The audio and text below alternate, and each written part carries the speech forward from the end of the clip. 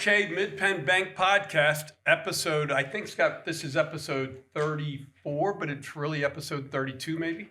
You are because correct. we ran a couple of them more than once. Correct. We had two best Yeah, so this is our 32nd recording. Correct. And for our 32nd recording, we have my good friend Dave La Torre, the founder of La Torre Communications, the host of La Torre Live on WHP 580, which is, you know, you've heard me say this before. It was kind of the inspiration for me to do this podcast after being on yours once or twice. And absolutely love it, and we love having you on La Torre Live. It's great to be here at the Mid-Penn Bank Podcast. Let me ask you real quick, good Thanksgiving? It was great. Family ready for the holidays? Yeah. So, you know, we're kind of an empty nester at this point. Right. I have, two daughters that are out of college, one that's in her second year. Right. They all were home. And, when you have three daughters and there's, a good difference in age, and sometimes it's hard to get them all together. Things can go a little, sideways. But it was a great Thanksgiving. We had a great dinner. Man, That's best awesome. ever. Really? We did 3 different types of birds. Oh. So we did, the big bird in the oven. Right. And then I have been doing a deep fried. Oh. So we did 2 breasts deep fried, one with ribs, one without. Right. And then we did another breast in the crock pot for first time this year. How was that? It turned out okay. Right. But I mean, I kind of like the crispy meat thing with the deep fried and the the roasted turkey. There's no. So amazing, isn't it? It's the greatest holiday. I said, my wife had a knee issue a couple years ago that made her role in Thanksgiving difficult, and then her mom was having some physical issues last year, which made her role difficult. But they were both back full speed this year, and this wasn't me just trying to kiss up. While we're sitting there eating dinner, I'm like, this is the best turkey I've had. This is the best That's awesome. stuffing, the best gravy, the best everything. I thought it was really good, and that's the name of the game with Thanksgiving. No question. 3 birds. I mean, that's fantastic. What does it take to get an invite to the Retrieve family Thanksgiving? I mean, that's fantastic. So how was your own?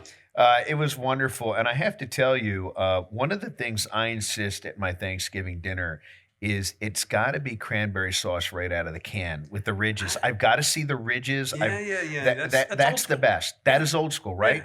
Yeah. Back when we were growing up and parents were working class folks, and you were happy to get a Thanksgiving meal. Like you counted on that cranberry sauce being right out of the can, and I insist on that to this day. Look, so my wife actually is following a recipe that my mom ended up doing. Oh, that's great. But back in the old days, right? It was right out of the can. It was just had the ridges on it. It was fantastic. Oh, that's what you thought cranberry. It brings it all together for me, Rory. It brings the whole thing together because you got the turkey, you've got the stuffing. My wife makes amazing stuffing, the mashed potatoes, and there was a corn casserole this year that I've really started to like. And then you put the gravy on with the canned cranberry. You're making me hungry. Just forget about it, man. So that's it. How many people did you have over? We have. Our family refers to us as the glue of the family, so we host. Mm-hmm. So there's 16 of us, primarily on my wife's side of the family. My side of the family, they all do their Thanksgiving. But really, there was nobody from my wife's family to kind of bring everybody together. So we decided to do that.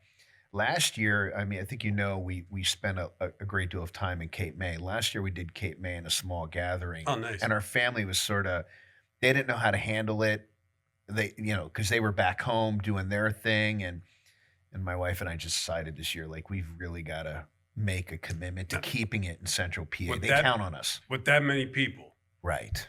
All around one table, or did you have to have a... You have the kids' table. Although this is the 21st century now, so my wife sits at the kids' table. So some of the younger adults who still classify as kids, they don't feel as bad. So she sits with them. And plus, we actually had a new member of the family, a 9-month-old infant, Nora, who is part of our family now. It was just fantastic. And so people were actually kind of fighting to get to the kids' table to hang out with her over Thanksgiving. So you could have, like, with all the concern over the election and everything, you could Right. have put Republicans in one room and Democrats in I, another I room. have to tell you could. I have to tell you, there are definitely different political opinions in our family, and it did not come up once. Yeah.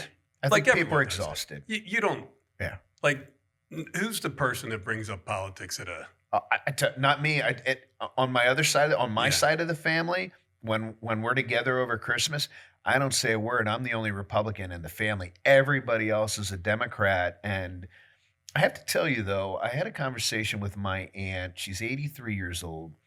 Was a child during World War II, emigrated from Italy after the war, after she lost her father to the Nazis, Mhm. and talked about, she was very scared. There was a lot of conversations about the end of democracy in this country, which I found to be absolutely out of bounds and ridiculous. But she talked about it for a time, and I spent some time with her, and I understood what she was getting at because she's scared of what could be because she lived it. She talked about stories of Nazis coming into their house and inspecting their house, looking for gold or treasures or cash, and how her mother used to hide her notes from my grandfather, who was in a concentration camp sending letters back. They had like a little tile they'd open up in the floor, and they'd hide all the letters and notes underneath there, and she'd have one of the kids stand on it so that when they came in to inspect the house, they would never find that little treasure trove of personal letters. And so I started to understand. It opened my mind a little bit because I have to tell you, like I said, I thought a lot of this conversation about the end of democracy, the end of our republic, the end of America, the last election we made, I found all that to be insane. But it is presidential politics in our country. It gets more insane every 4 years. But it was interesting to hear her take based on her feelings. And, Rory, I just decided to put her mind at ease and really talk through the whole situation with her after the election. And she felt a lot better. Yeah. It's nice to have a conversation and not scream at each other. But it's good to get a perspective Right. like hers. And it right? was, I'd never known that. She's 83 years old. I'm 54. So do the math. So I've known her most of my life. And I never knew that story. Yeah. I never knew that story. And it gave me a whole different perspective on where she was coming from. For me, then it really wasn't, that's insane thought. That's actually very You've understandable seen it. thought. You've lived through it once. It Right. could happen again. It type could of happen thing. again. Yeah. Like you never think it can't, you never think it'll happen in America, but you never know. Do you see civility ever making its way back into politics, or is that No, that because there's too gone? much money at stake. Think about how the Harris campaign spent over $1 billion and $1.5 billion. They don't know where most of it went. They're spending it. They ended up spending it in states that weren't even battleground states because when you're a consultant in politics, which I completely condemn, you're spending all that money Yeah. because there's nowhere else for it to go. So you're going to spend it all. So they're doing negative ads in Florida, which was never in play, or in Mhm. different states. And so, no, there's so much money in politics. To answer your question, no, there's so much money in politics. There's so much at stake. It will always be the lowest common denominator when it comes to how there really is no civility in our politics anymore. When do you think that changed? I mean, look, That's a great question. I've been following, presidential elections since at least 1976, Right, probably really 72. right. 68, I was too young, and I remember, when someone would win that I was, not in favor of, it was disappointing, But it's not the end of the world. but it wasn't the end of the world, Right. right? You get up the next day and you go about your business. But at some point, it seems to have switched to no civility whatsoever. Right. Name calling, fear mongering, the end of the world's coming if you don't vote for me. Like, when was that, in your opinion? It's easy for people to say when Trump ran for president, but I think you started to see glimpses of it back in 2000 with the whole hanging Chad controversy in Florida with George W. Bush versus Al Gore, and Al Gore winning the popular vote.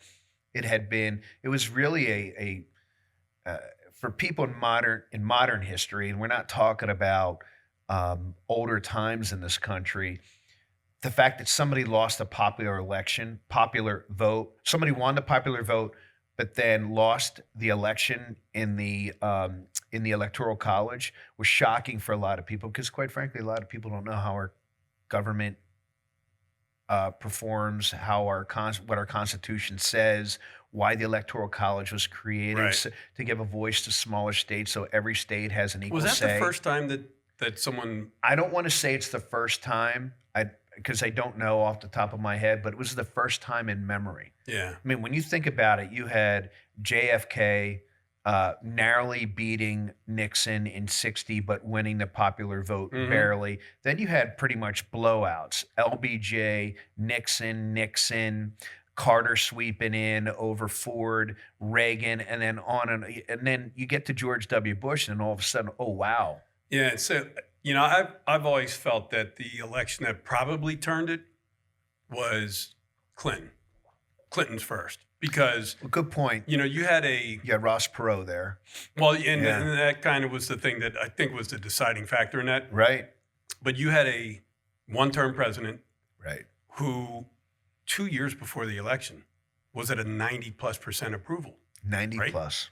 Fact. And when he Fact. ran for president, Yep. widely considered that the best resume of any presidential candidate, right? Without question, George H.W. Bush was as qualified. I love when people talk about how qualified Joe Biden was. Right. I always found that funny. Nobody was more qualified than George H.W. Bush. No. And he had a 90+% approval rating Right. after the first Gulf War. Right. And 2 years later, he gets beaten by the governor of Arkansas, who no one even knew Right. prior to the 92 election. And I think that set the course for all this, because It's the interesting. Republican Party, in my opinion, they lost their minds over that. Like, how did we Sure lose did. that election to that guy? Right. And so I think that created Bush in 2000, and I think that created Obama in 2008, and I think that created Trump in 2016 and on. So I really saw, though, in 2016, a real darkness take over because Trump was the end of the world to Democrats. Like, he broke Democrats. yes, Many Democrats that I know, in fact, for a fact, he broke them. Like, I could not understand.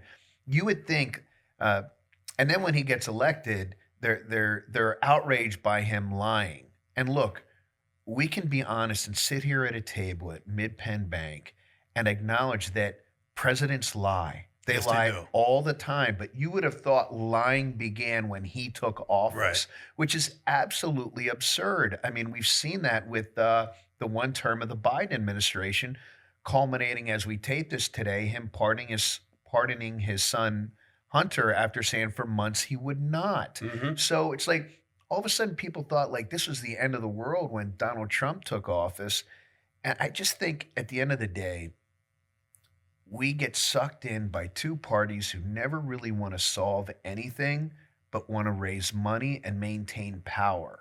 And that's what happens here. I want to be very clear. I'm taking shots at Democrats, but I have no problems taking shots at my own Absolutely. party.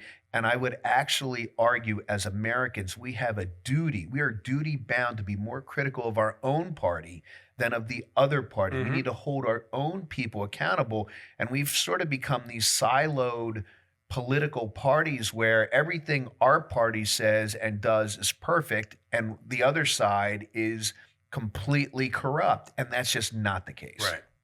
But I 100% agree with you. I don't know that there's been an honest, completely honest person running for president of the United States, You can't be. maybe ever. You can't be. You can't. George win- Washington. Right, George Washington. Yeah, right, yeah. right. But you can't say everything you want to say when you run for president, No. or you don't win. That's That- exactly right. And that is why the idea is get in and do the best you can with what you promised on the campaign trail. Whether you know some things are certainly unrealistic, but certain things are achievable. And there hasn't been a politician alive who's been elected to office who hasn't lied or lied on the campaign trail. just is what it is. So this is your thing, though, right? Politics. You were in the Ridge administration. Right. I think that was that your first political Right. job? Well, I covered government as a reporter in the late 90s, early 2000s until I went to work for Tom Ridge 1 month before 9/11. All right. So you were kind of on the periphery of politics Right. before that, but that I was was your, always interested in politics, though. I was interested when Dick Thornburg was governor, and I was 10. oh, he's a great guy. Yeah, and TMI, 3 Mile Island, happened literally as he took office, and that captivated me. How could you not if you were a kid growing up in central Pennsylvania, right? During Mm-hmm. Right. TMI, like you remember it like it was yesterday. At first, all I thought was, this is great. I don't have to go to school. And then you start to watch all the television coverage and you realize, well, wait a minute. This is pretty serious, heady stuff for a 10-year-old. I was 10 at the time. But I remember him and Casey as governor. I remember all those things. It interested me back then. Mhm. So politics has always been something I kind of have a love-hate relationship with.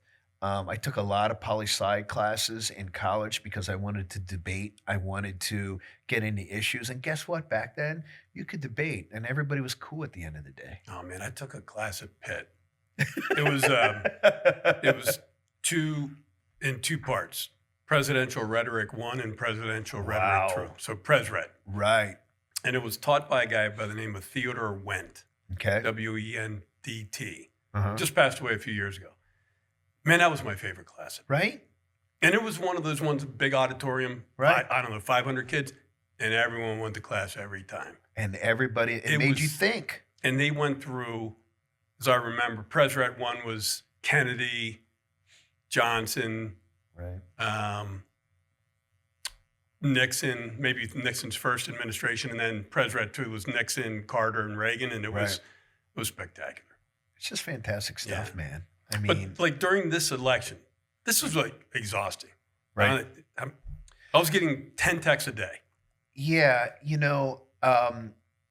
as somebody who loves the theater of political science, even I was exhausted. Yeah, that's what my question was going to be. Did this wear you down too? I'm on I can't count the number of political text threads I'm on with different groups of people. Some all Republicans, some a mix, some just me talking with Democrats.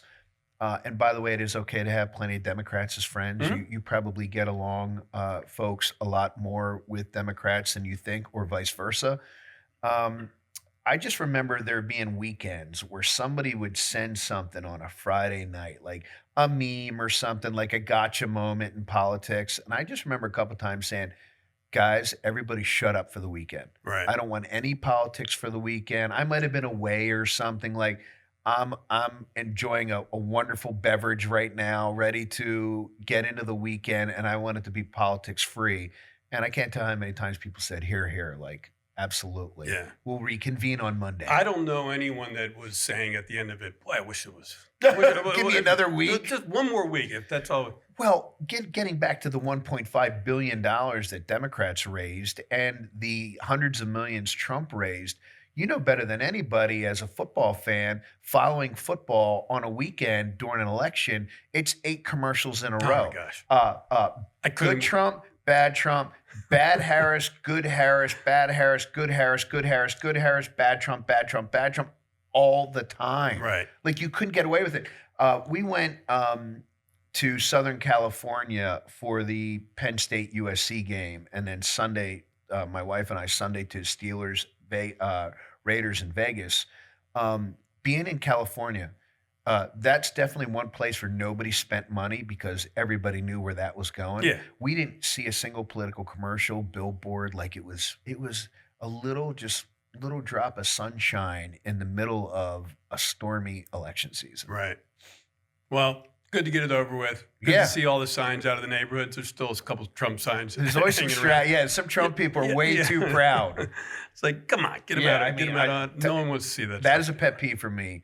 Campaign signs. First of all, they don't mean anything in elections. except that's just you trying to tell everybody who you like.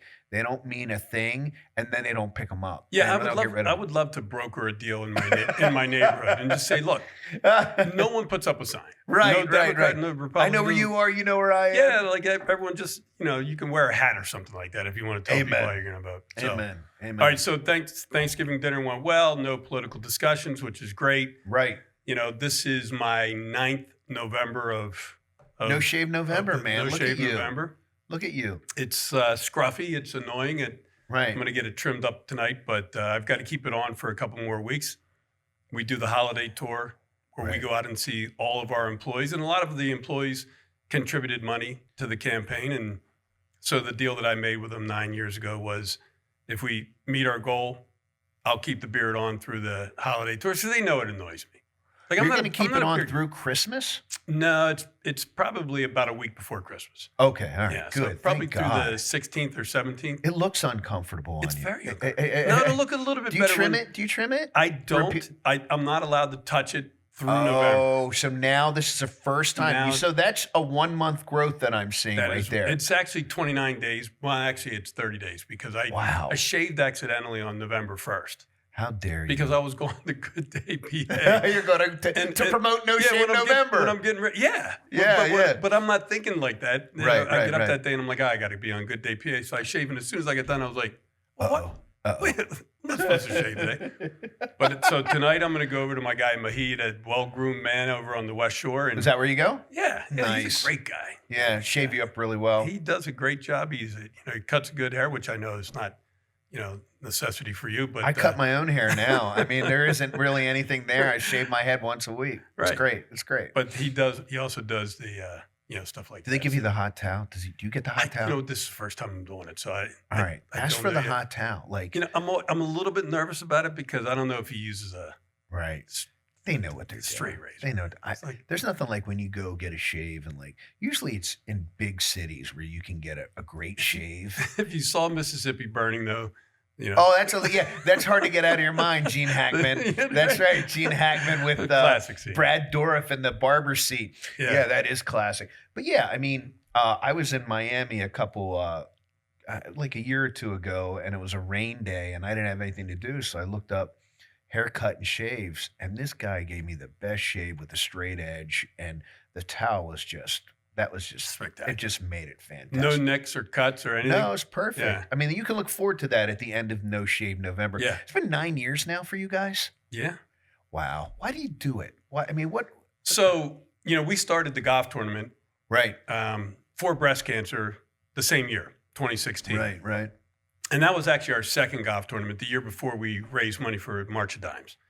So when we did that first year because March of Dimes had come to us and asked me to be the chairman of yeah. their March for Babies, Sure. right, which is their big fundraiser. For sure. So when we were trying to, how do we raise enough money? We decided to have a golf tournament, brought in Jaworski and Quick and Right. Bill Berge and Joe Pisarcik.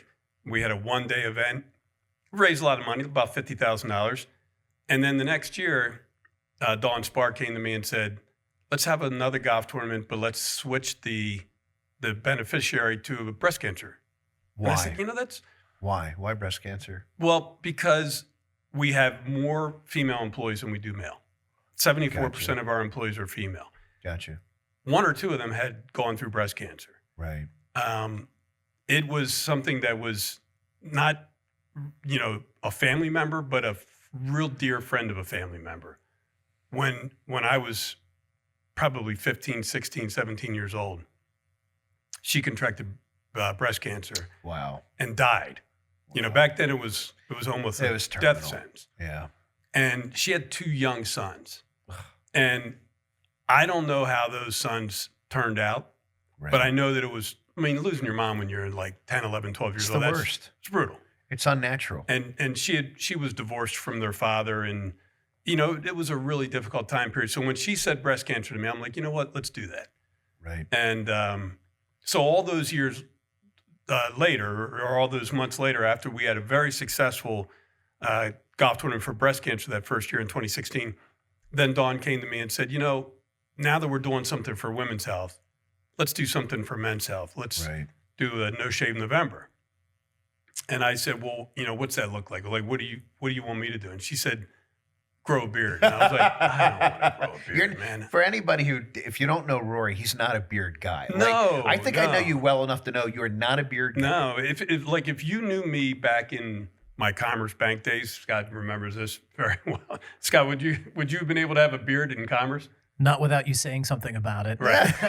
So I actually, this is a cute story. It's a really good friend of mine. His name was Brian Ware. Right. And he passed away from cancer a few years ago. But when I interviewed him at Commerce, he's clean shaven. And then he shows up for work the first day, and I'm sitting in this office, and there are all glass walls at Commerce. And I see this guy walk in the front door, and he was a big dude. Brian was big. He played college football. And this guy comes in, and he's full beard. I'm like, who the heck is this guy? And he goes over and he sits down on one of the desks. And You're like, I said, is that guy that I hired? So I went over to him and I said, did you have that beard on when I interviewed you? And he said, no, it's hunting season, so I grow a beard for hunting. And I said, go home and shave. yeah, good for you. So, you could do things like that then. Yeah. And when she came to me and said, let's, grow a beard and it'll, Right. help people raise money for it, I was real resistant to it, but I did it. And the employees loved seeing me, struggle Right. through that. Right. And now that first year, I think we raised $11,000. Last year, we raised $341,000. Amazing. Lifetime so far in our 9 iterations of No Shave November, we're well over $1 million. It's just amazing. So I think that, growing this thing is a small price to pay because that guy, I think you've met Dr. Rahman I have, somewhere yeah. along the line. Class act. Fantastic guy. He runs a world-class organization at Penn State Health. Sure does. He uses the money 2 different ways. They participate in a network of urologists around the country that Right. they share their research Think about through that. this network. Think about that. So he uses a little bit of the money to facilitate their participation in that.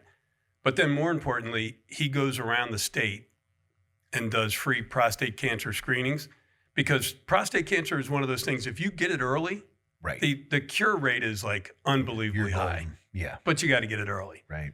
And so a lot of men, don't like prostate exams.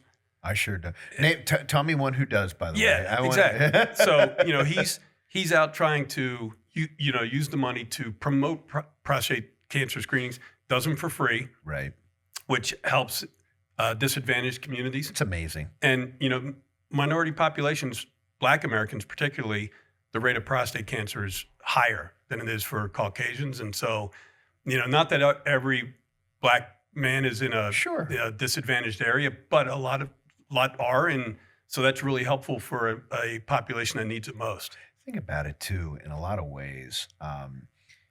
What you're doing with No Shave, the spinoff dollars, the spinoff benefits, just from what you guys raised, to the point you just made, the free exams that you create every year, you guys are saving lives. It's real life-saving work. It is. And so what I like about you when I watch you in No Shave, and more to the point when I watch you during the golf outing, is how excited you are. Mhm. Like, I've always thought of you as an intense guy. Like, you're an I think intense most guy. You're a people would share, competitive yeah. guy. And there's nothing wrong with that. I think that's great. I said, but on those days and No Shave, you're excited because I think you get it. Like there's a passion behind what you guys are doing here that I love so much because it's actually tangible.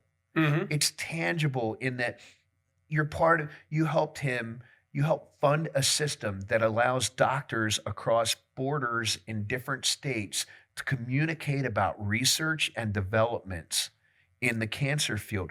That is so rewarding. That would be so rewarding for me to know that what we do, all I have to do is grow a beard and promote it for a month, and that's what happens. And go ask some friends to, Yeah. write a check and It's fantastic. yeah, but you do it because, and it's done with passion because of Dr. Rahman. Right. I mean, because he's just a world-class guy, just a Right. world-class guy. It's And it's the same thing with, the money that we raise on the golf tournament. about half of it goes to the Pennsylvania Breast Cancer Coalition, which is a great organization. entity, great organization. And the other half goes to Penn Medicine. Right. And they have that, the Bosser Center Bosser for Center. BRCA Right. research.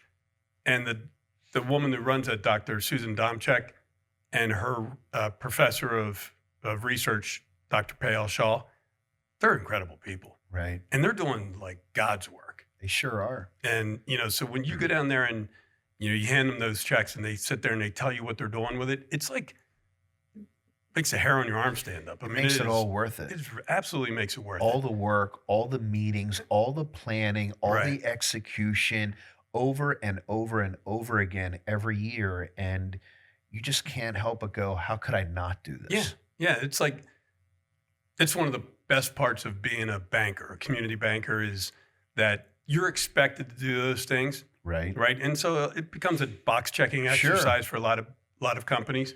But here, it's like, it's part of our fabric. You go Like, we're for really it too, into man. it. I Yeah. mean, you really do. You go for it. Like it's it's not a simple event like one day and done No, thing. no, That's not no, not man. the style around here.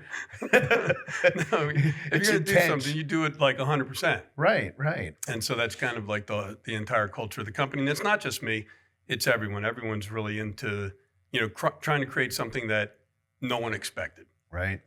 So You got a little McDevitt roll in there too for No Shave, we did. right? Yeah. McDevitt and Trinity, they both Trinity does got it in this too? year. And so what do you think, how do you think they incentivize their students to give money?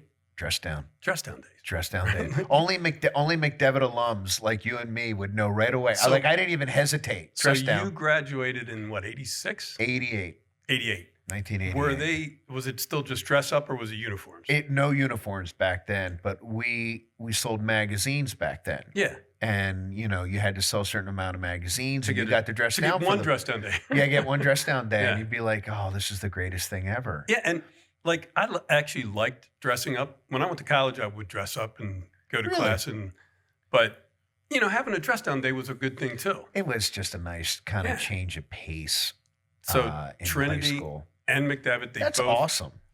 We already know Trinity gave a nice sum of money when we were out at McDevitt a week or so ago. Right. I told the principal over there, like, you can't let Trinity beat Can't you. let Trinity top. Look at you playing both of them up. The Yeah, competitive. well, and I could do They that. are competitive. Yeah, you certainly I can do that do 'cause that. my daughters went to Trinity. Right. I went to McDevitt, so I can, Right. I've got a vested interest in both places. It's a nice new high school they have out there, isn't it? That's unbelievable. Not the one that we went to on Marcus No, Street, I mean, which is like, just an in- architectural wonder. No way, shape, or form. I mean, Yeah. I know you played football at McDevitt, right? Right. And to think about the field that they had then Unbelievable. and the field they have now, that's got to be one of the best fields in the state. But when you're old school McDevitt, you miss that field. You miss the old McDevitt field with they call it the rock pile. That name came along after I left McDevitt, but you had dirt right down the There middle. was no grass by the end of the season. There's no grass No, it by was the just end of the season. It was like grass on the sidelines. Right. and mud in It the was middle. so bad. Like Yeah. it was so bad, but that's what kind of endeared the field to those of us who played on it. That and having 10:30 a.m. Saturday morning games. 10:30 That was the a.m.. best. No Friday night lights. Oh, no Which Friday night lights I back think then. I think that's a good thing too. I've went to a bunch of McDevitt games, since they've been at the new stadium, and watching them play on a Friday night is a cool thing. I agree with you completely. You're just an old school guy. But I'm just an old school football head from McDevitt who just remembers getting there at 8:30 in the morning, looking out on the field. I got my Walkman on. We are talking the 80s, going into the locker room and getting ready for a morning game. And there was nothing cooler than that. And for those of you who might have never heard of this, McDevitt playing at 10:30 in the morning, the reason was very simple. We had a longtime athletic director. He was a great men's basketball coach in this day too, named Marino DeFilippo. And Marino DeFilippo taught me what it was like to be a great Notre Dame fan. But Marino DeFilippo knew if we're having games on Saturday, they didn't have lights at the field that were good enough. Yeah, There was you couldn't- one they night couldn't game. do night games. There was one night game in all that I can ever remember at McDevitt because they had so much snow one weekend. They played a Monday night game against Steel High. I'll never forget. And I was like maybe 13 or 14. It was the greatest game I ever went to because I was a kid and I knew someday I was going to play there. And I was so excited to see them play a night game. But Back then, you played Saturday games at 1 p.m. Well, that does not work for Marino de Filippo because more often than not, that would interfere with Notre Dame. Yeah. Notre Dame games. So we would be done 10:30. I remember walking out of there after a game, all showered up. It's like 1 o'clock, and it's like let's get Just in time. let's get into high school. Let's get into college football now. It was great. So before we go on, I want to talk about college football. Sure. So what do you think about McDevitt's 18th district championship, fourth in a row? I remember being part of the first one in '85. So I've been you with Jimmy Bryant? With Jimmy Bryant, Sean Ricky Borowski, Ricky Waters. I was a sophomore, Tim so Madden, I didn't. yeah. Tim Madden, good for you. You pulled Tim Madden out. Yeah, he's a good. How did you know that? He's Quarterback Tim Madden. Yeah, Friend of yours? quarterback. I mean, he is. What a lot of people don't know about Tim Madden. First of all, I was terrified of Tim Madden. He was a senior. I was a sophomore. You didn't talk to seniors back then. Right. I mean, they were really friggin' good. And we were just along for the ride as sophomores, but they taught us how to win.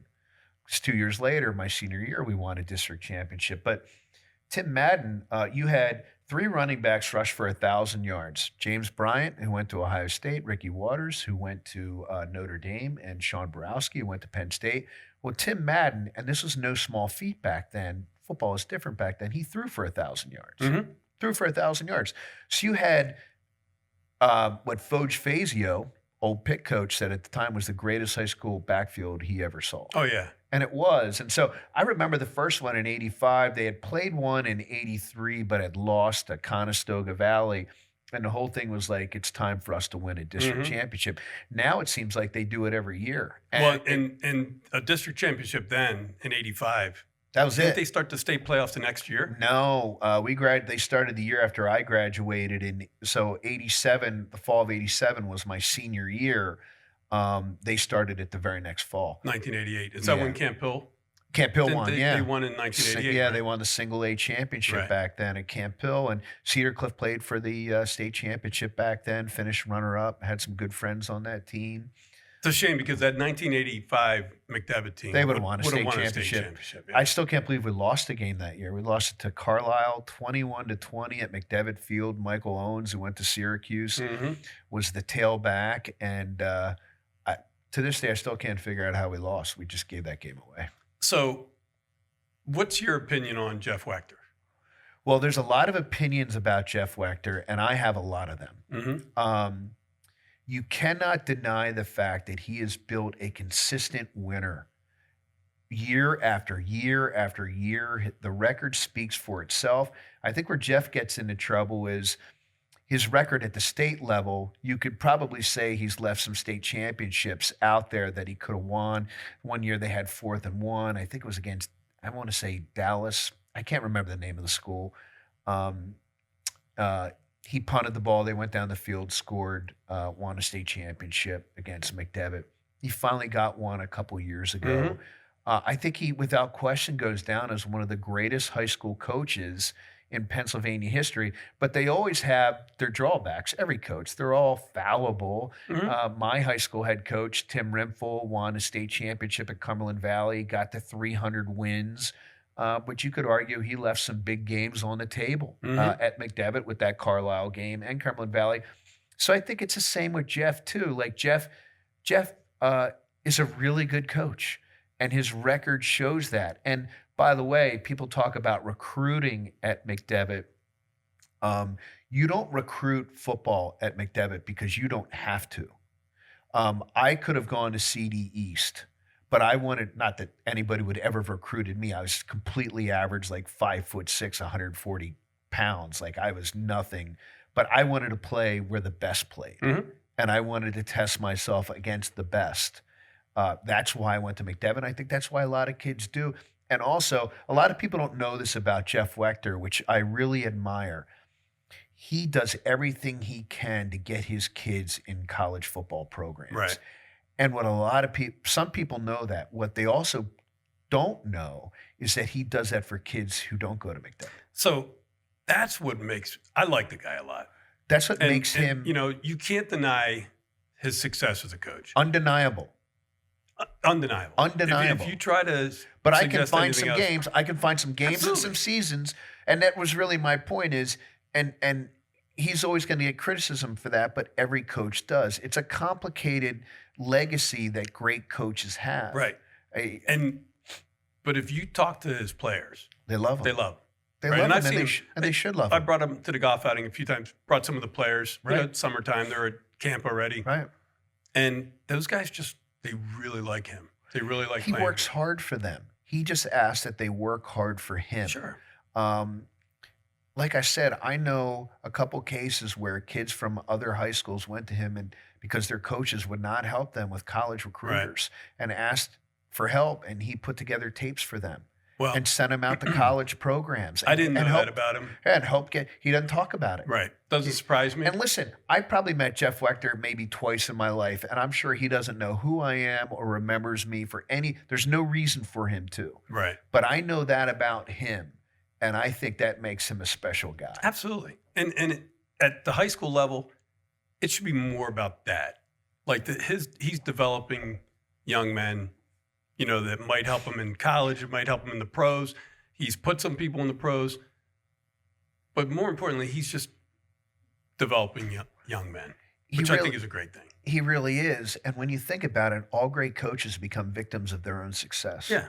Because you are expected to do it. Well, so he's had some losses on the state Right. side because he's been in the state playoffs almost every year that he's been Those there. kids get tired And- year after year. You're playing full schedules year after year 15, after 16 year. games. And I have to tell you, when you think that it's number 18, I was there for number 1. And I remember how hard number 1 was for those seniors Right. who gave their all. Right. That's where I think sort of McDevitt football was born, really was 85 with that first district championship.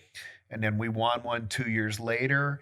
And then they win a state championship through the 4 Chapman years. And then Jeff took over and really provided. There were some up and down years for McDevitt in between there. And you could say anything you want about Jeff Wechter, but he's created consistent greatness Mm-hmm.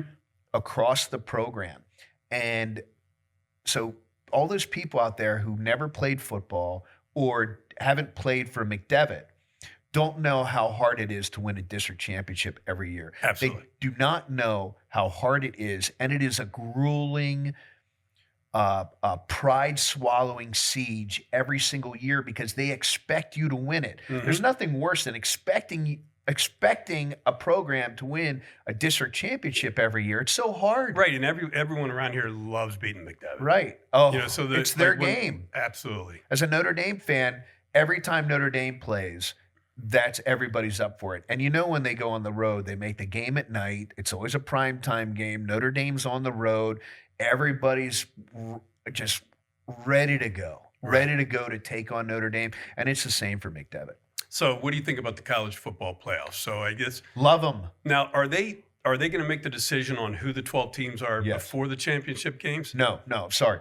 After the championship game, after Okay. conference champion weekend. So you have, you've got the big ones, Penn State and Oregon in the Big Ten championship, a bit of a surprise with the Ohio State choke So does the job. winner of that game automatically gets in? Well, I think they're both in. Yeah, I think both so too. in, but the conference champions, the top 4 ranked conference champions get a first round bye. Get the first round bye. The And a home game, right, obviously. no home game. You go right to a bowl game. Oh, you do? Yeah, in the second round. In the second round, the seeds, the remaining seeds. So you have the top 4. So now you have 12 overall. Top 4 get byes. 5, 6, 7, 8 get home games in the first round, the weekend of December 19, 2021. And the winners of those games then, according to the bracket, they do not reshuffle.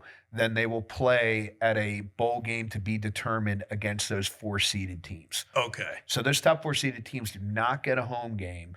They get rewarded with a bye week that week, and then hopefully they get to go somewhere nice and warm and enjoy a great bowl game. So the championship game, is it later than what it's Yeah. been in the past few It'll years? be later than it has been. So those quarterfinal games, those bowl games, the winners of those games then meet in 2 other bowl games for the semifinals. And then you have the final national championship game 2 weeks later. I think I'm a big guy on tradition for college football when it comes to rivalries, but I'm not a big guy when it comes to bowl games. I think it's kind of silly. Like, whoever wins a national championship will win. And I forget who has the bowls and the quarters and the semis, and they rotate every Right. year. But you're going to win like a Cotton Bowl, a Sugar Bowl, and the national championship all in one year. That seems it's foreign to me, but I also know that I've been around a long time. Yeah, right. And it seems weird to me that somebody's going to win 2 major bowl games and then a national championship game. But it is what it is. And at the end of the day, I've wanted this for, I think, the last Forever. 30 years of my life, Absolutely. a playoff. I never understood the whole idea. Like, well, it was the bowls were incredibly powerful back then. They were a powerful lobby. They had a lot of money. And I always thought if the NCAA could just figure out that they would make so much more money with a playoff than the bowls, it just took them a lot longer than we figured. Well, the BCS was an improvement over Right. the Over no bowling, playoff. right. Yeah, over just bowling. and the 14 playoff was an improvement over the BCS, and the 12-team playoff is an improvement over the 14 playoff. I think it really started to crystallize for people back in '94 when Penn State could not play for a national championship. The fact that and look, I'm a Notre Dame fan. My wife's a Penn State fan, so I go to a lot of Penn State games with my wife. So I like Penn State. I'm one of those rare Central Pennsylvania guys who likes both of them. But if they're playing each other, I'm Notre Dame all in. That was the greatest college football team I've ever seen. in 94. 94. I mean, Do you know, I believe, my opinion is that they lost that. They didn't win the national championship that year because of a game that they didn't have anything to do with. Osborne, Nebraska? No. What's that? It was Colorado against Michigan. Oh, yeah. And The if you Cordell remember, Stewart. Cordell Stewart, I was Hail in grad Mary- school at the Hail time. Mary passed to Westbrook Yep. to win the game. Yep. That Michigan had won. Right? So that Nebraska beating Colorado That's right. was bigger than Penn I State never beating thought of Michigan. that. I never thought of Yeah. that. I don't I've- ever I've had remember. that- I don't I've had remember that. that. Scott, do you follow? I saw you shaking your I head. don't remember that being the same year. Yeah, it That's was so same true. year. I was in. That's exactly right. Now that you put it together, I was in grad school during that '94 year, and I remember because one of the guys that lived down the hall from me was an Illinois grad, and we went out and watched the Illinois Penn State game where Illinois took like a 21-0 lead in that game, and Penn Mhm. State came roaring back to keep their undefeated season intact. Illinois was no joke back then, and I never thought about that. So, are you a Penn State fan or a Notre Dame fan? I am without question a Notre Dame fan. Okay. It's so Notre Dame that me and my buddies had, the juices flowing on, do we go to their opening home playoff game in South Bend, or do we wait to see if they win that game and go somewhere warm and have fun for a weekend? So you think they don't get one of the top four? Well, they can't. So They the way can't. the playoff works, because they're independent, Okay. their bye week is this coming week, conference Right. championship. So even if Notre Dame's ranked in the top 4 right now, so top 4 get buys. They're ineligible for a bye because they get one conference championship Right. week, and it's only fair. Yeah. It's only fair. As long as Notre Dame wants to stay an independent, they should not get a first round bye because they don't play conference So championship there's no, weekend. but they can get a first round playoff game. They're absolutely locked in for a home playoff game. They're going to 11 be and 5, 1. 6, 7, 8. One of those. And just to show you what a fan I am, I went to the season opener down at Texas A&M, down Mm-hmm. at Kyle Field in College Station, Texas. Me and a buddy went down there for that game. And by the way, we were talking college football a little bit before the show started. 107,000 seat stadium in Texas A&M, same size as Penn State. I know people think the whiteout's loud. What I heard down there was pretty darn impressive. Yeah. And really, really serious stuff. And I still can't believe Notre Dame walked out of that stadium with a win. I'm shocked anybody wins at Kyle Field because it is insane. And that's why, I don't know about you, but my favorite sport is football. But my favorite thing about football is college football. Mhm. And it's not even close. Well, and if you go to one of those special stadiums, Oh, you go to the Big House, or you go to the Horseshoe, or you go to Alabama, or you go to the Swamp, or you go to Death Right. Valley, and It's just amazing. Yeah. I try and go to a new place every year. Year prior, I went to Tuscaloosa, see Alabama play LSU. It doesn't have to involve one of my teams. It's Right. always next year I'll go. Now, I don't think it's a holy place, but Notre Dame plays at Arkansas next season. It's not a holy college football place playing down in Fayetteville, but I want to see it. yeah. Well, why not? I shared with you before, I'm trying to get to every state before I turn 70. Right. I had 24 states that I needed to get to before this year. So I figured 3 a year for the next 8 years, right Perfect. before I turn 70. And then you look at a lot of the states, and it's like, all right, what am I going to go to Oklahoma for? Exactly right. College football. What am I going to go to Alabama for? Well College said. football. Well So I said. think I'm going to knock a lot of them off by You've never been to Tuscaloosa? no. Just wait. Yeah. Just wait. Like for the folks out there who've never been to Tuscaloosa, it's perfect. And what I mean by perfect is you don't find trash on the street Right. anywhere. And all the dorms and the fraternity houses are mansions that are impeccable and they surround the football stadium. And the vibe is so cool there. But you really, I mean, you really see that all across the country at these big college campuses. You will love Tuscaloosa. Yeah. And I think I've never been to Michigan. I haven't either. Now, you got Detroit to go to. Right. There's a bunch of other things, Right. but I'd really like to go to the big house. I'd like to go to the big house too, as somebody who hates Michigan with a passion, as a Right. Notre Dame fan, and then by relation a Penn State fan. There's no reason to like Michigan or Ohio State. Right. Come to think of it. So I was telling someone else about this challenge, and they Right. said, "What are you gonna do? What are you gonna do in North Dakota?" Go to North Dakota State football game. You could do. That's what they said. Yeah. But there's another reason now. They just opened up the Theodore Roosevelt Library Done. in North Dakota. Is that where it is? The presidential Yeah. libraries in North And Dakota? finally, I mean, the guy, Right. he was last president over 100 years ago. There's nothing like going to presidential libraries. That's another part of a trip. And this one, I think it might be the biggest presidential library. That in sounds the so country. cool. So that's what I'm count going to do in me North. in. Okay, you're in on I that. mean, one. I'm telling you, when we went to the Cotton Bowl a couple years ago, when Notre Dame played Clemson, did not end well. The next day, we went to the George W. Bush Presidential Library in Really? Boston. Whenever we can fit presidential libraries or homesteads into a trip, we do. Yeah, I'd like to go to Reagan's. I would too, and it's Yeah. fantastic from what everybody tells me out in Yeah. California. They have his Air Force One out there. I've never been to a presidential library. It's amazing. Maybe this North Dakota one be my first one, and then Yeah. maybe we'll do a I'd love annual that. trip. I'd love that. I mean, that'd be fantastic. Let's do it. I mean, there's so many out there that are just fantastic that All right, I haven't been to. Let's talk about the NFL. Yes, We've got a pending game coming up where your Steelers are going to play your my Eagles. We are in trouble. I just want to say that. Like a month ago, Big one yesterday, though, for the Steelers. I know, but Cincinnati does not have a defense. As we recorded this, like the Steelers, I think they won by they only won by 6. They gave up a meaningless Yeah, touchdown at the yeah. end. But Cincinnati has an awful defense.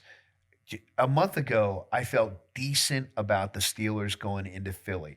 2 years ago, when we saw the game together, you knew the Steelers were just going to get waxed. Yeah, that was a special. I Eagles don't team. think they'll get waxed this time. But if you're going to lose a game in the NFL, losing out of conference on the road is the game to lose. Yeah, I mean, when it comes to tiebreakers and everything else, I'm thoroughly impressed with the Eagles. I'm thoroughly impressed with the turnaround, the way Saquon Barkley has opened that offense up and made everything easier for everybody. That guy just needed an offensive line.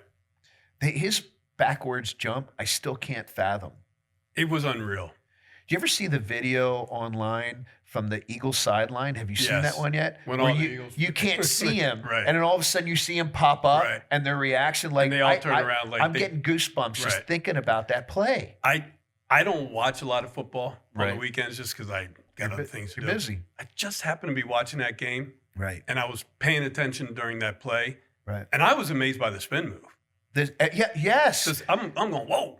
he And does then the next thing spin you know, move, Then he jumps over a guy backwards, and it's like, and oh, by the way, he landed on his front, so he landed forward. He didn't ever get knocked back. and had the presence to put his shoulder Yes. down and get another 2 or 3 yards. Yes, it could be I don't remember how long that play was, maybe like 12, 15 yards. Could be the greatest 12 to 15-yard Yes. play in NFL history. It was one of the most exciting plays I've ever seen. I still don't understand it. I'd say the most exciting. I'd still get to my man Santonio Holmes. Super You Bowl. know, the catch in the Super Bowl that Yeah. had to be the most exciting play of all time. But that one with Barkley was incredible. Yeah, I'm a frustrated Steelers fan because I'm not a big Tomlin guy. Let me just back up and say, I think every coach in the NFL has a shelf life with a team. Mm-hmm. We saw with Andy Reid, his shelf life expired in Philly. He knew it was time to move on. They knew it was time to move on. He goes to Kansas City. He's won 3 Super Bowls and 4 trips. The Eagles went on to win their own Super Bowl. They've been to another Super Bowl. That is a great example of two sides knowing when enough is enough. Right.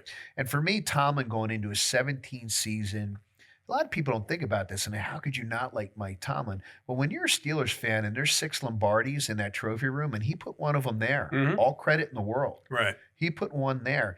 And I want to love Mike Tomlin. I really do. But I think he's worn out his welcome. I think his shelf life has expired in Pittsburgh. And the only way I justify that is for everybody out there says he's never had a losing season.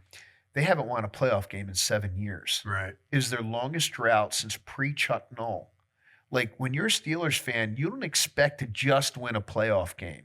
You expect to get to the AFC Championship or better because that is how you were raised.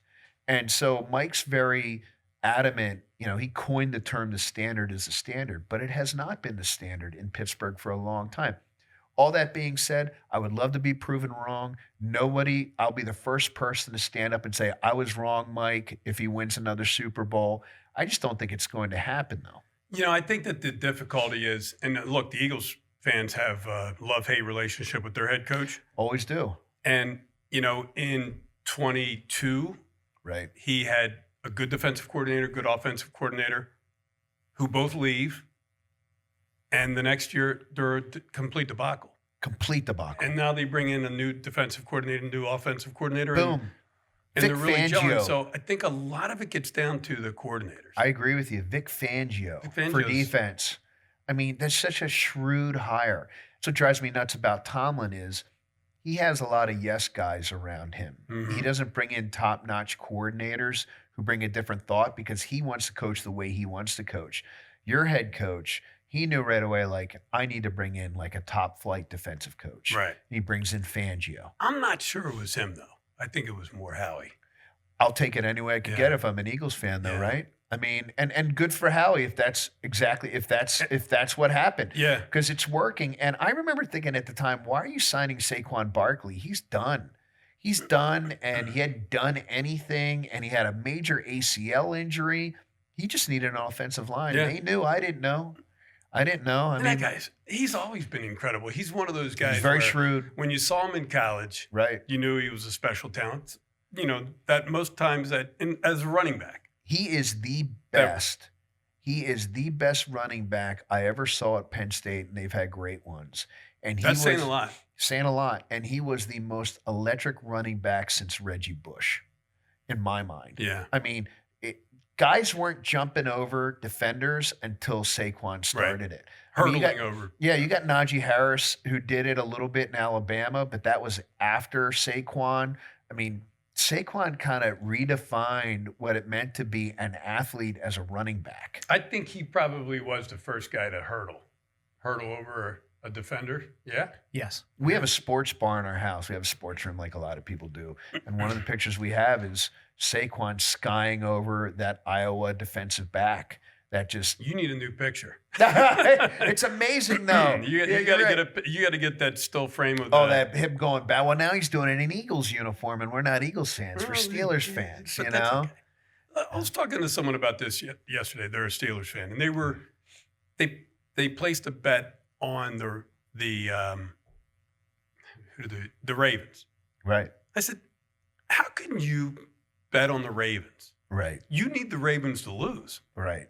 He's like, Some- well, some people just put money first. yeah, Right. I don't When it get comes to that. sports, I can't. I would never put a bet on a team that if they win, it's adverse to the Eagles. I would never do that. But I'm not a betting I'm man. not going to lie and tell you that I have not bet against the Steelers because I have. Really? Well, I mean, when the Steelers are, and it's all legal now, so we can talk about I know it. this. And It's crazy to great. me. It is crazy growing up the way we grew up, and now it's all out there in the open. But Mike Tomlin is a 40% coach as a road favorite. And he was 0-7 on Thursday night. So a couple weeks ago, they were going to Cleveland as 3.5-point favorites. It's a very thin number for a team that should dominate a game. Las Vegas knew. Vegas always knows. They always crunch the numbers and look at it. And I actually, just to be honest, I mean, I did not bet real money. I'm part of a pool, like a season-long pool. Everybody has a good time with it. And it's fake money. I bet as much as I possibly could on Cleveland plus 3.5 that game because I know Tomlin and I know how he coaches. And you would not have known who the 8-3 team was or the 3-8 team because he coached like he was 3-8, and he should have played. And it was snowy and there were snow squalls going around, and he tried to kick a 58-yard field goal in that weather instead of pinning Cleveland deep with Jameis Winston at quarterback. That is why I get tired of Mike Tomlin, buddy. All right, so holidays kicked off last week. Right. What's your movie schedule? Oh, when do you start watching movies, and what do you start with? I start with typically It's a Wonderful Life. Really? I started picking up on it a few years ago. I thought, what is this movie all about? Yeah. And usually I watch it during the day in December. It's like not a nighttime thing for me. It just harkens back to a simpler time. Mm-hmm. Oh, I love the movie. Yeah, it was a Christmas Eve tradition. Yeah, for a long time. Well, our Christmas Eve tradition is Christmas Vacation, and I just can't stop laughing at Christmas Vacation every year. I can't you notice something little that you didn't pick up every year watching Christmas Vacation. We watch obviously Elf. I mean, Elf is just now a classic. I think a classic Christmas movie. Although I will say, and I will defend this till the end of time, at the end of my days, the best holiday movie anywhere is Planes, Trains, and Automobiles, and it's a Thanksgiving movie. That's I watch it every Thanksgiving morning. I kick off Thanksgiving with that. Yeah, I watch every Thanksgiving morning. My wife's like, "You're watching it again?" I go, "Of course I'm watching it again." It's a 97-minute movie, which you never see anymore. Right. Everything's 3 hours long. It's a 97-minute movie filled with more heart than any 3-hour movie you will ever watch. So I just saw something that in that scene in Christmas Vacation when he's, going off about his boss, all the other actors had signs hanging around their neck with like the so he the can words. remember it all. Yes, It's so fantastic. That's how he did that scene. It's a great movie. It's a great movie. So you want to hear a great Christmas Vacation story? Hit me. So I'm in my I first do. year of law school, 1994, Right. and we're going into finals, and our first final is torts, and if you said to me the day before I took that final, right, how do you think you're going to do? I'm like, I'm going to fail. I don't even know what the subject's all about. right. But I had a study group, 2 other guys, and we had been studying for a solid week, 10 hours a day on torts and the other subjects too. But we were really focused on torts because that was our first class. So now it's the day of the exam, and it's an all-nighter, and we're just pounding this thing, and we get to be probably 3 hours away from the exam. And I said, "Hey guys, I'm done. Right. I can't look at this anymore. Let's stop. Let's go get a bite to eat. Then we'll go take the exam." So we go to Mr. Deli and Miss Two's right around the corner. Sure. Because I'm going to Widener, Love which Mr. is right Deli. here. Yeah. So we didn't want to get too far away. And we're sitting there, and now this is right before the holidays. Right. Right. And we start talking about that movie. I don't know why. Yeah, Start talking about that movie, how much we like the movie, and we're going through every scene, and we're talking about, the dog, and we're talking about the squirrel, and we're talking about the bar of ice that goes through the window, and we're talking about all these things. And it's like for an hour and a half, we're talking about the movie. That's crazy. Now we go in, sit down, and take the exam. The exams are passed out. Guy says, "Okay, start," and open it up, and it's 3 questions. And the first question, and ultimately second and third, were all Christmas Vacation fact patterns. Shut up. And so I'm reading this first one. And You're serious? yes. Wow. The professor was Randy Lee. He's still a professor at Widener. And I'm reading this first question. I'm going, oh my God, this is the fact pattern. So I look up. You look at your buddies. And he's on the other side of the room, my buddy. And when I look over at him, he's like this. He's staring at me, and I'm like, Just like, what? this is incredible. That's amazing. So I got the highest grade in the class. I bet you did. He got the second highest grade in the class. And our third friend got like the fifth or sixth highest grade in the class. How amazing is that? So in law school, that's called getting the book. Right. Like I just it's not like it taught me torts. Right. It just calmed me. Like I was like, oh, this is meant to be. Got you in the groove. So I, very calmly answered the questions and I got the highest grade in the class. And then I went on to get a few more highest grades in the class. And so now 30 years later, right. my daughter's in her first set of finals at Penn Law. And she sent me a text today and she said, hey, Dad, can you tutor me in torts? I said, that was 30 years ago, man. I've been Honey, I'm since sorry. then. Yeah, if he asks you questions about Christmas vacation, I'm golden. I'll help you with that, but otherwise. There's something about movies like that just kind of stick with you. Yeah. Whether it's Planes, Trains, and Automobiles or Christmas Vacation. I think we see ourselves in Absolutely. something like the beginning of Christmas Vacation where they're going to get a tree and he starts drag racing that truck, those three guys in the truck, and he starts messing with them. Like, that's me. Like, I like to think that I'm a calm driver, but if somebody messes with me, there's that instantaneous thought where I want to mess with them back. To this day, I think about that. To this day, I think about that scene in a movie and I think to myself, don't be a moron. So I was out at, I hiked across Grand Canyon. Right. Yeah.